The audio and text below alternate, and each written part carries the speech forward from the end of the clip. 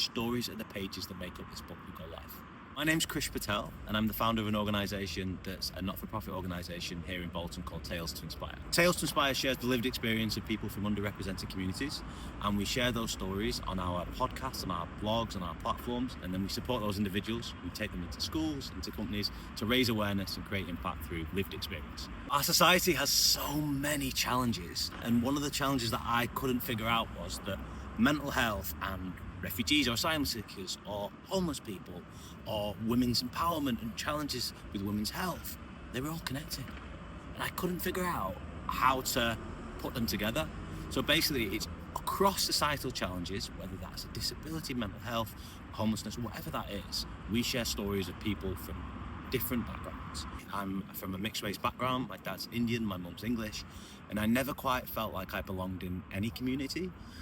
So going through, I managed to play football and professional football for a local team called Bury, and then I went and played in America for 6 years, and it was amazing. I was pretty materialistic at the time, and I didn't really have deeper values than looking at myself and my family. And I came across a person who changed my life when he basically saw my potential. I was having some real challenges, and he put his arm around me and said, look, life is full of challenges and you can break through these challenges. The question is, are you going to accept them or are you going to run away from them? And he took me under his wing and he saw my potential, and it helped me change my perspective of how I viewed life. That was in the US. And then I had this mad idea. I was 23 years old at the time, and I was in America, just got my degree, and I was like, I'm going to do something for others.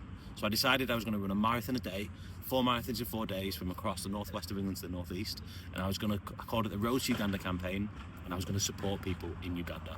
And so I went over and volunteered in Uganda, and after doing the marathons, I ended up raising over £10,000. And with that money, to this day, we support and have built a schoolhouse that supports 150 children every single term, which has been amazing, which is such a great journey. But that was whilst I was still in the US, 2016, 17, 18, that kind of period of my life. Then I came home to Bolton and I saw homeless people everywhere. And I started to ask questions why. I managed to actually connect with these people on the streets and became great friends with many of them. And I led a homeless outreach group called Brew Power. Every Wednesday morning or Wednesday evening, we would go out on the streets of Manchester to connect to people on the streets. But during that time, I started to get a lot of negativity towards me, and a lot of our team basically saying, people were saying to us, you can't teach an old dog new tricks, or if they're not willing to help themselves, who do you think you are trying to help these homeless people? And I realised there was a gap between homeless people and the people walking past. So I decided I would swim all the lakes in the Lake District, the biggest national park in England, 53 miles. I'm not a swimmer, I like the hot tub and the steam room. And so I really was challenging myself during this. 2019, I was working a regular job. I'd just done this challenge, but all I wanted to do was help people. And I realised that people's stories lit me up. But I couldn't figure out who my role models were. My role models were celebrities. They were people outside of my reality. I actually connected with a person on the streets who changed my life forever. And he said, Krish, stories are the pages that make up this book we call life. That was it.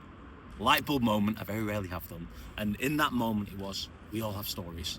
How do we use them to be better? So I shared a story of a friend who'd been on the streets, a friend called Danny, and he'd got himself off the streets, and Danny was amazing. I interviewed him, I put his story on the blog, and Tales to Inspire was live November the 4th, 2019. And I thought maybe my mum would read the blog, or a few people. But within 3 days, it had actually reached 15 countries. People in 15 countries had read the Tales to Inspire of Danny's blog. And at the bottom of every story we share, we put helplines. And after one day, a young lady reached out to us saying that she was feeling suicidal. She read Danny's story, felt encouraged, and went and got help via one of the helplines. Like 3 days, 15 countries, one day helping someone who was really feeling so bad and feeling encouraged. And I was like, maybe we have something here.